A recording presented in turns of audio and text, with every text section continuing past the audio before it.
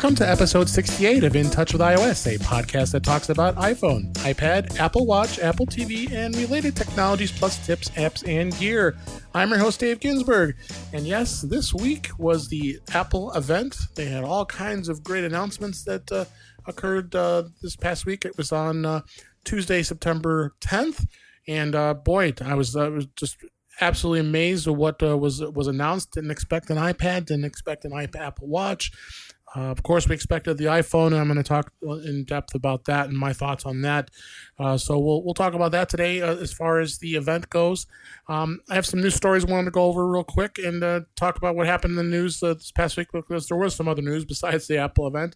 Then we'll dig right into the Apple event, and then we'll see where we go from there. I also wanted to touch upon a little bit with the iPhone upgrade program as well as the Apple trade-in program. There is a lot of confusion about that and how to get your phone upgraded and all that fun stuff. So, but let's just go right into the news here. I have this link in the show notes on The Verge. The Verge has had an article about Apple Music. You now can actually listen to Apple Music on the web. I was very pleased to see this, and I'm not surprised at all that this is possibly going to be happening, and maybe this could be really the demise of iTunes, is because they're moving Apple Music. Not only it's going to be separated in Catalina from iTunes, there now is going to be a streaming version of it on the web.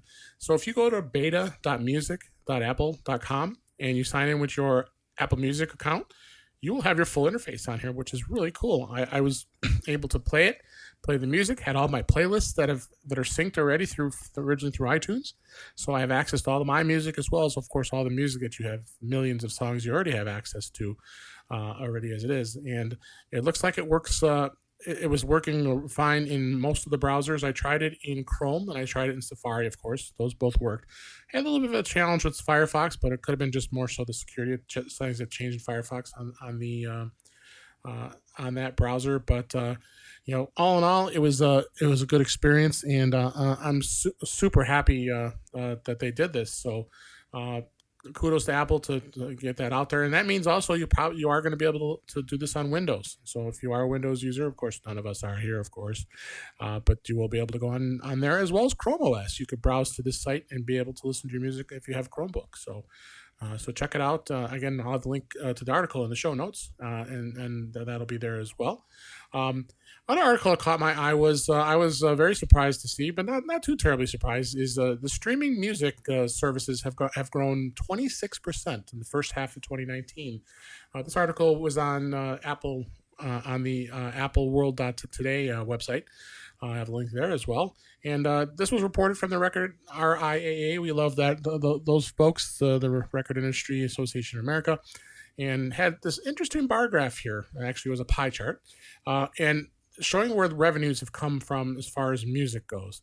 So streaming was 80%. Well, it's like, holy cow, that's 80% of the people are buying music, or buying it from or listening to it from a streaming service. Then you got digital downloads and physical purchase like CDs and such at only 9%.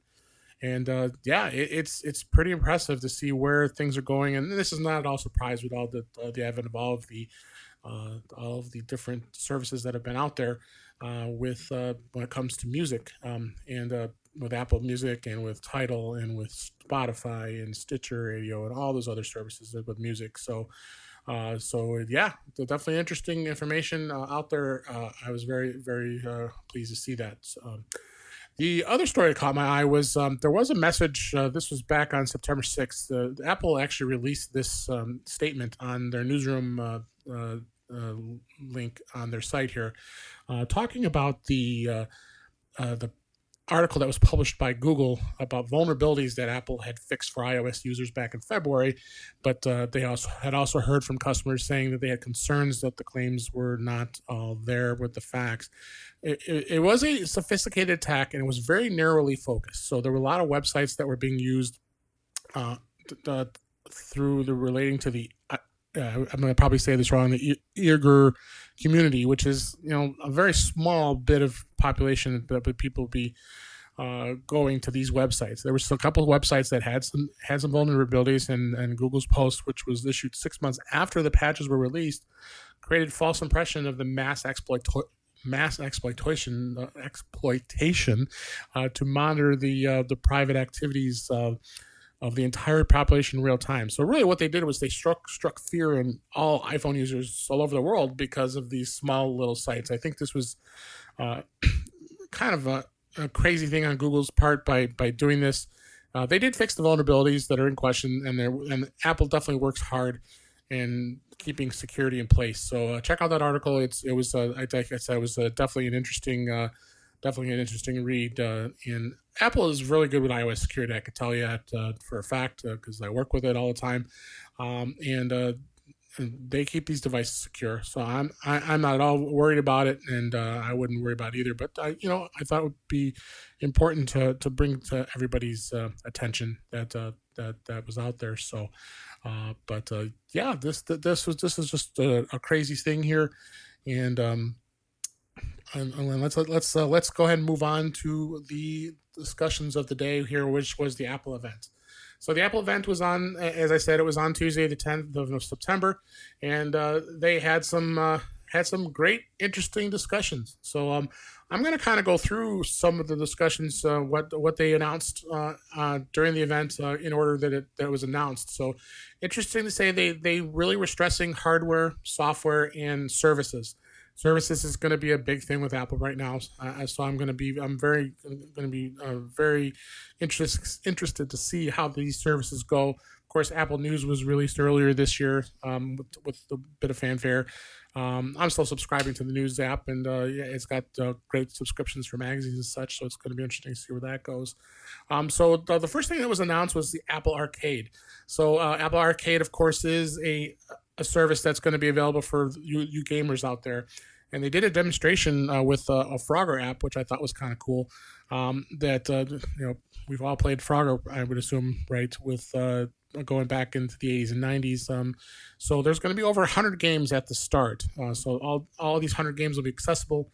And I'm interested to see how it goes. Like I said, I'm not a gamer, so I don't know if I'll necessarily stay subscribed to it because of that reason. But I'll check it out. One of the cool things is it is going to get released on September 19th as I record this, so that's only about 8 days from now.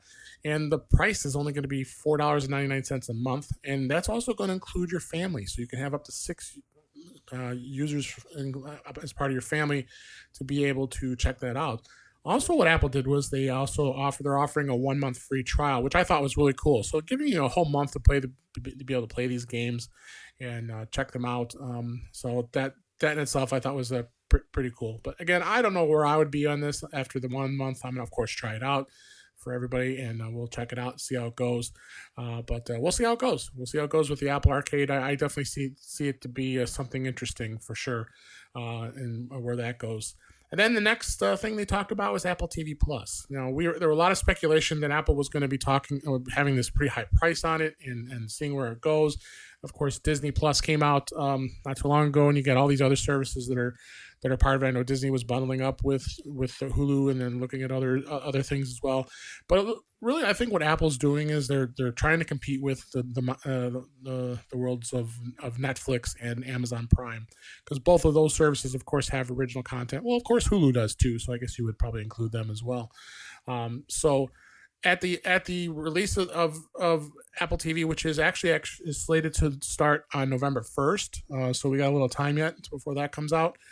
That is going to have at least 12 original shows, which includes ones like with Jennifer Aniston and Reese Witherspoon, and a number of other shows.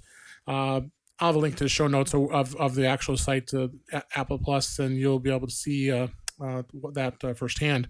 But I don't know how well is it going to do. It's going to be interesting. The pricing is very interesting. It's going to be $4.99 a month, and there is a 7-day trial. But the interesting thing that they did talk about was the fact that you can get a full year free if you purchase any device from Apple, whether that be an iPod Touch, which I was really surprised about, an Apple TV, of course. You can buy a Mac, you can buy an iPad, you can buy an iPhone, of course, and I'll be buying my iPhone pretty soon here. you'll get a free full year of service with this. So they're really banking on trying to get people to get hooked and really love these shows. And it's obvious that's where Apple's looking at with services, that they're really putting some serious amounts of money into original content shows that are going to be there. So there'll be a link in the show notes as far as all the different items that'll be available for you to be able to view. So check that out. I think it'd be cool. So then the next announcement that happened, which I was very surprised, but I did kind of find out about it during rumor time, was Apple TV. Not Apple TV, excuse me, Apple TV. It was the iPad. There was a new iPad that was announced. It's a 7th generation. It's now got a 10.2 inch screen. So this is actually replacing the 6th gen, which was the entry level iPad, which a lot of people are buying because it's such a great entry level device, and people don't want to spend a lot of money on an iPad. It can be had for $300 or less. I mean, during Christmas time, I remember the previous version was being sold for as little as $250. So it's definitely an affordable entry-level iPad to get people in to use it. It does have the A10 chip, and that's the little lower-end processor than some of the other devices have these days, of the A12 and A13. But the one cool thing they did do, and this wasn't on the previous models, they did include the smart connector. So that means you can use the Apple's keyboard and any other device that utilizes that smart connector instead of a Bluetooth keyboard, because I know that's a lot of folks be like, I don't want to have to worry about this keyboard. It doesn't stay attached and all that. So that was a good thing they did. Of course, the pencil already worked with the previous one. It's going to work with this one. It was just a very pleased. I was pleased to hear that they announced this, and it's definitely going to be I think a winner for folks that are looking for a really inexpensive but decent iPad. I mean, if you look at the line in the iPad, you have the iPad, and then you have the iPad Air, then you have the iPad Mini. Of course, those were the lower end models, which all have the Touch ID and the Lightning connector. But then you have the Pro series. Of course, I have the Pro. Pro is a real nice model, and those are all the USB-C connectors as far as that goes as well. So that was a really cool thing that they did. I was very, very pleased to see that as well. And then another surprise for me, as it was as well, I didn't think they were going to do it, was the announcement of a new Apple Watch, the Series 5. There was a lot of discussion about the Series 5 when it comes to the health apps. They are also going to have a Apple Research app that people are going to be able to subscribe to participate, because they did last year. They did the Apple Health Survey, which I did, and monitoring your heart rate and all the other things with health. And then health is a big thing with the Apple Watch. So the couple things that really I'm thinking this watch is more of a Series 4.5, because there's not a ton of changes that was added to it. When it comes to the features, one of the biggest features was an always-on Retina display. Now they're going to have that out, and it'll stay on all the time. They've increased battery life, so now it's going all-day battery life, which the battery life was already great as it was. They did now actually add a compass to the watch, which is definitely a cool thing.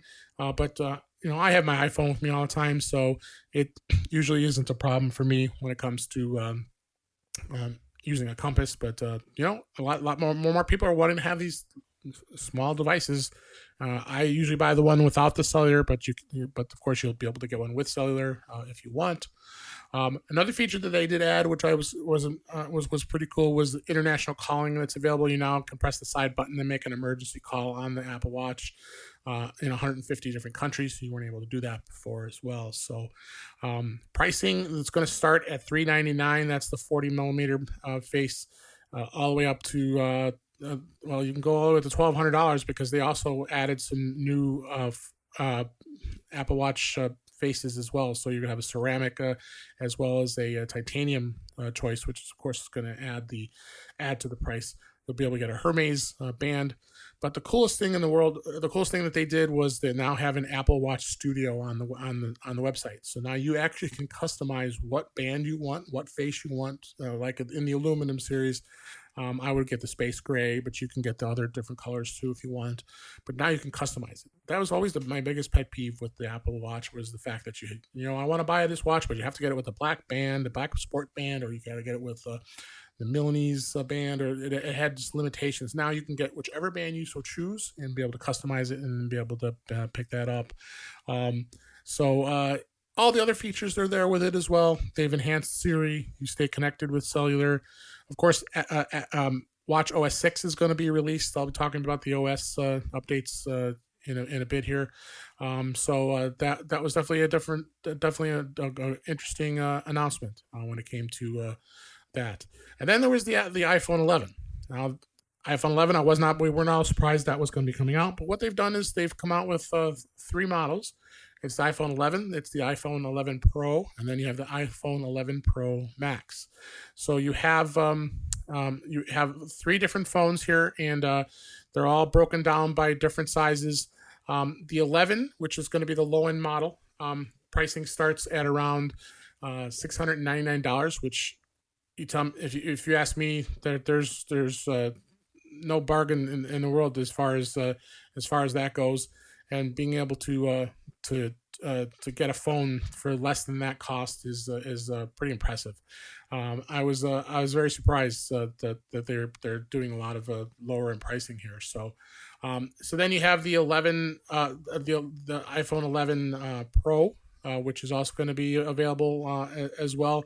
That is it's a smaller version phone, but it's got the higher Retina display. So you'll be able to get a 3-lens camera, which is got a wide angle, a telephoto, and a ultra wide angle, and 3 lenses. And so photographers that are out there are absolutely going to love this phone. You're going to have all those features in there between both of them. They also added a midnight green color, which I was very, very pleased to see. A different color. I may actually go away from my norm, because I usually get the space gray, and in this case, this is pretty cool. So it's an actual midnight green color. So capacities they have, as I said, the 11 is a 6.1 inch size screen, whereas the 11 Pro is a 5.8 inch screen. But you have a Super Retina XDR display, which is cool. And with that, so that itself makes it a much bigger display if you really think about it. And size-wise, as far as capacity goes, in these phones, you'll have 64 gigabytes, 256, or 512. And you definitely will have amazing experience with this phone. It has all the phones in the 11 have the A13 Bionic chip, so it's the next generation chip. And other features that were added include night mode, so they are competing with the Google Pixel, who came out with that a while ago. They did a demonstration with the night mode, very cool, being able to do that. You'll be able to do even higher end video recording in 4K. They do have a thing called Quick Take, which is Quick Take video, which is with subject tracking, and they've coined a new phrase as far as doing a selfie. Now they have what's called a slowfie, so you can now do a slow motion video of yourself, and it's now called a slowfie. So very, very impressive as far as what's going to be available with this camera. Of course, they both have Face ID. You'll have Apple Pay. You'll be able to use your Apple credit card. Availability wise, actually, you'll be able to pre-order as you listen to this. The pre-orders will be they'll take it on September 13th. You can do it on the Apple app on your iPhone or your iPad, of course, or you can go online and go onto the website and do a pre-order there. It's going to be at 5 a.m. Pacific time on the 13th.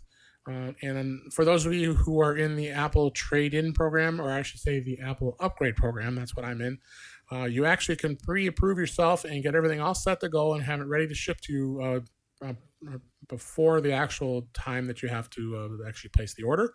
So then all you have to do is go there at my time, and of course it'd be about 7 a.m. Central Time, which is a lot better than it had been in the past, because it was always I remember always having to get up at 2 a.m. to place orders for all the Apple stuff. But in this case, you won't have to worry. You'll be able to order the phone very quickly. So it was a very impressive phone. I was very pleased to see what they've done. with the phone itself. And couple other things I'll say they did add was it does have much longer battery life. It's got 5 hours of extended battery life with the iPhone 11s. That was the 11 Pro Max. We'll get up to 5 hours. The 11 Pro will get up to 4 hours compared to the previous model, the 10R and the 10S and the 10S Max. So that's pretty cool. They're also going to include a fast charge adapter with the phone, so it'll have a 18-watt charger, but it'll be fast charge, so you'll get to be able to charge your phone a lot quicker than you were before. Yeah, there was just so many other things I could go over and talk about, but it was very interesting with the iPhones. So as far as models that are going to be available now throughout the iPhone line, they are keeping the iPhone 8. So I thought that was very interesting, the fact that they kept the iPhone 8, and that's going to start at $449. They're keeping the iPhone 10R, which is also a very good camera, a very good iPhone. And you will definitely be able to get that at a decent price. That's at $599. But to me, the good sweet spot is the iPhone 11. So you can go to the iPhone 11, and it starts at $699. So they've really got some good pricing with these models in the mid line of the iPhone. Now the iPhone 11 Pro, of course, is going to be a lot more money. It's going to be at $999. That's the smaller version, and then the Pro Max, which is the one I'll go with, starts at $1099. So you're definitely going to have some choices as far as that goes, and I would definitely check it out. So. One of the things that I get a lot of questions about is, and I've talked about this before, and I was going to bring up a little bit, is the fact of that folks always are asking me, do I need to upgrade? Should I have to upgrade? Really, should you upgrade? And my answer usually is this, is the fact that if you have an older iPhone, let's say you have an iPhone 7 or an iPhone 6 or anything older than that, then you for sure should be in the market to be doing an upgrade. Spend the money. You'll be happy. You'll be able to keep this phone for this year for at least three years, and if not more. I mean, many people are keeping their iPhones for a fair amount of time. So if any of those old models, I'd say, yeah, it's probably a good idea to take a look at how upgrading. Now, if you have an iPhone 8, you're on a borderline here. So the iPhone 8 again is still being made, and Apple's still going to offer it. So you'll still have absolute opportunity to be able to still purchase it if you want to. Pricing is a lot less. So really, it all depends on your budget. So if you want to get into the iPhone for the first time, might not be a bad idea to look at something a little less expensive with the iPhone 8. Well, then you can move up to the 10R. So the 10R is a very good deal too, as someone who's looking in the entry level, wanting to spend a little less money. But like I said, I think the sweet spot is the iPhone 11. So if anybody has any of the other phones that were made that I didn't mention, like as of course I mentioned the 8, if you already own a 10R, if you already own a 10S, or you already own a 10S Max, there absolutely is no conceivable reason to upgrade.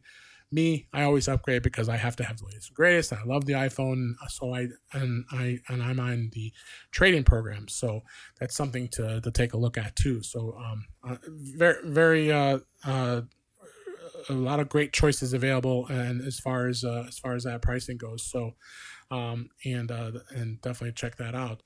Now, there's two types of services that Apple actually offers. There's the iPhone upgrade program, and then there's the iPhone trade-in program.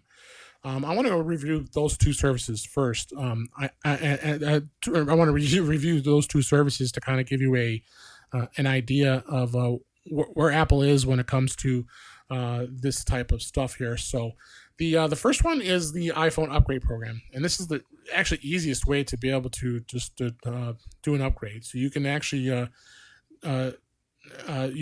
go in and join that and be able to. So I get these two confused all the time. I got to make sure I give you the right information here. My apologies, but you have the iPhone upgrade program, and then you have the trade-in program. So I started with the upgrade program. So that's the program that I'm part of. The upgrade program is where you buy a phone and you're able to after 1 year be able to trade it in and upgrade to the latest model. That's what I'm going to do. so I'll be able to trade in my phone. So what happens is when you sign up for the service, of course you have to join. You have to get a credit check. They'll use Apple's bank, which is Citizens One Bank. You'll pick the phone that you want.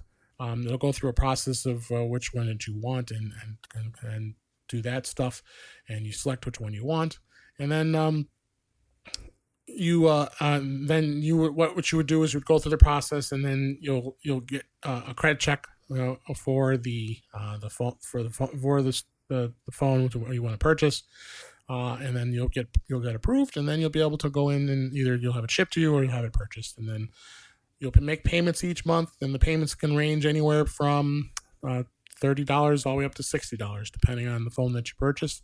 And you'll be able to do that. And I've been on this. I've been on this program for, gosh, they've had this at least the last 3 to 4 years. So I've done it since the iPhone 8, and I think it's a great deal. And the great thing is, if you decide, I don't want to upgrade right now, I want to keep paying for this phone, well, you can do that. You keep the phone, and it's set for another year, and then you'll pay it off after 2 years, and then you'll own the phone. And then if you choose later that you want to trade it in, well, that's where the trade-in program comes into play.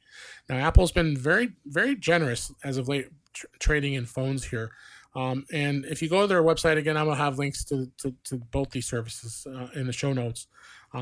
Let's say you have a 10s Max. If you're going to trade, if I were to trade that in instead of just if I would trade in and pay it off as opposed to just trading it in, this trade-in will be a price at around $600. So if you want to get the 10s, it's $500, and so on and so forth. So they have a list of all phones all the way down to the iPhone 6s and the 6s Plus. So they'll give you $100 for towards the purchase of another phone right off the bat. So all you have to do is you click the link, shop for the phone, and then you go through and you're able to trade it in. Very simple. And it was always a challenge with trade-in because every time I would do it before the upgrade program, I would turn around and sell my phone, whether it be on like a Craigslist or an eBay or whatever. And you tend to get a little more money for it, but there's a lot more work involved when it comes to trying to sell it. So I think Apple's been very generous as far as what they're giving for these phones these days. I mean, I know I worked with a couple people when they were getting their phones. He traded in an iPhone 7. I think they gave him $70 for it. Actually, this one they're still doing this of iPhone 7 now, so it was up to $150.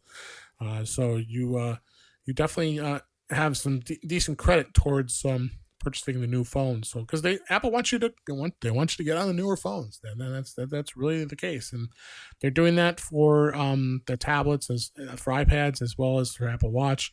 And you can trade in any of these devices and be able to get cash for it and towards the purchase of a new one. So let me go back with some of the dates and when things are going to be able to be ordered, as well as I'm going to review iOS 13 and iPadOS, because there was a bit of a confusion about that because Apple did release the 13.0, which is the beta, and that's going to be Gold Master. That's probably going to be the one released, as well as 13.1, which is beta. So I'll go over that in a bit.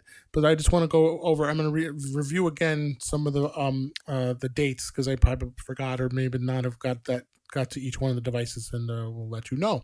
So again, we just talked about the iPhone. So the iPhone 11, the iPhone 11 Pro, and the iPhone 11 Pro Max. Pre-orders will be at 5 a.m. Pacific on September 13th. And like I said, that's a time change from previous pre-orders. So for me, I'm in Central Time Zone. I don't have to get up until 7 a.m. to do it, which is awesome. In stores and deliveries will be on September 20th. So they'll have everything delivered. They will have it delivered to you by that Friday, the 20th, just like in the past. Now, the 7th generation iPad, which is the 10.2-inch model, which I talked about, the pre-orders occurred actually on the 10th. So you can pre-order right now. And it will be in stores and delivered on September 30th. And I think a lot to do with that date is because of the fact of iPadOS won't be released until September 30th, so they can't be ready for it yet. So now the Apple Watch Series 5, that was also being able to be pre-ordered on the 10th when it was announced. And you can do that now. And then the pre-orders, of course, will happen on that date, and then it'll be in stores and delivered to everybody on September 20th. So now, here are some of the confusing things with the iOS. So, as everybody knows, there's iOS 13 and there's iPadOS. They separated out those two operating systems. So, iOS 13 as of today, 13.0 is what's called Gold Master. Whenever they identify that's when developers say that's the final release that's going to get released to the public. That's going to get released on September 19th. So right now, iOS 13.1 is out, and I believe it's in beta 3. And it's in public beta as well as in developer beta, which is probably one of the most strangest things I've seen Apple do in a long time, when they would release a beta version of the next increment of an OS. They would just release like the .0 version, and then .1 would come out a little later in time. So with that, iOS 13.1, that release date is on September 30th. So that's also coinciding with iPadOS, which is the release date is the 30th as well. But one of the confusing things is we don't know as of yet is the version of iPadOS going to be 13.0 or 13.1? We don't know. So there's your confusions right there with that. Now, some of the other features that were being added to iOS and iPadOS, and I'll definitely be doing future episodes and talking about what iOS and iPadOS is going to be doing. This will be later in the fall after these are all released. The first thing, which I'm super excited about, is AirPods and audio sharing. You are now going to be able to audio share, and this will be with any Bluetooth devices. 2 different Bluetooth devices can be connected at the same time on an iPad or an iPhone, let's say. And a good example is, and I've done this plenty of times with my wife, we don't want to take an iPad, we want to be able to listen to it together. Well, back before, when you had the headphone jack, you would get a little adapter that had 2 plugs, and you would plug 2 earphones in, and we'd be able to watch the movie with 2 headphones. Well, now AirPods will now be able to do audio sharing. That's coming later this year. Now, my understanding is the AirPods that will only work are going to be the current generation, not the previous generation AirPods. So be aware of that. HomeKit, no, they did announce during the Worldwide Developers Conference that the secure video and routers were going to be available, so you can actually monitor secure videos if you have like a surveillance system and such. That's going to come later in the fall as well. And then the other thing, which I was super excited about, of course, I was real excited when they added the thumb drive storing of files, being able to plug a thumb drive into an iPad and be able to copy files onto iPad or iPhone onto this thumb drive with iOS 13. That will be available at release, but they're also going to be allowing it in the future is iCloud Drive folder sharing, which is super exciting. I'm definitely super stoked to see how that's going to work when it comes to that. The HomePod and AirPlay 2 in scenes and automations. If you're using scenes and automations in HomeKit, you'll be able to use that on the HomePod, which will be pretty cool. Screen time communications limits will be released, and announced messages with Siri will also be released as well. Some of the HomePod features that are going to be added. You have radio station support. That's super exciting because now you can be able to use your HomePod and be able to have radio stations to be able to listen to just by asking. And tvOS 13 is going to be released on September 30th. So check that out. That's going to be coming soon. And then watchOS is going to be released on September 19th. So that's coming in 8 days. And I'm very surprised the fact that watchOS 6 is going to be released for all the versions, Series 1 through Series 5, of course. But Series 1 and Series 2 will not be released at release date. It's going to be later in the fall for those 2 older watches. But they will be available. So that's pretty exciting. A lot of things, and that was a lot I went over. So as far as that goes, watch out for that. And, and also a HomePod. There was 2 other features I neglected to mention. It's also going to have a music handoff and ambient sounds. So you'll be able to do those as well when it comes to that. So a lot of stuff I talked about today, and I thought, well, this is going to be a nice short and sweet episode this time because there was just a lot to absorb. And I will have another show next week, and my guest will be Chuck Joyner, and he'll be coming back to the show, and we'll have a lot more to talk about. So I hope you enjoyed what I had to talk about today with the Apple event. There was a lot to go over, and I don't think anybody really wants to be listening to 2 hours because that's what it was, almost 2 hours of discussion. So with that, let's go ahead and wrap up the show here. Thanks. That is a wrap for this week. So please send your comments, questions, and suggestions. And if you have any suggestions at all, or even questions, or anything, if you like the show with me giving you just the tips and things going on, please send that to our email address at feedback@intouchwithios.com. You can follow us on Twitter at intouchwithios. You can subscribe in your favorite podcatcher, including Apple Podcasts, Google Podcasts, Stitcher Radio, Spotify, TuneIn Radio, and we just got added, I'm very excited, to iHeartRadio. So if you go to iHeartRadio.com, you'll also be able to listen to us on there. I was just added. But better yet, go ahead and go to our website at intouchwithios.com, where all the links to all the ways to listen to us are there. I am Dave Ginsburg, and you can find me on Twitter at DaveG65. Thanks again for listening. I hope you enjoyed the show, and I will talk to you again soon.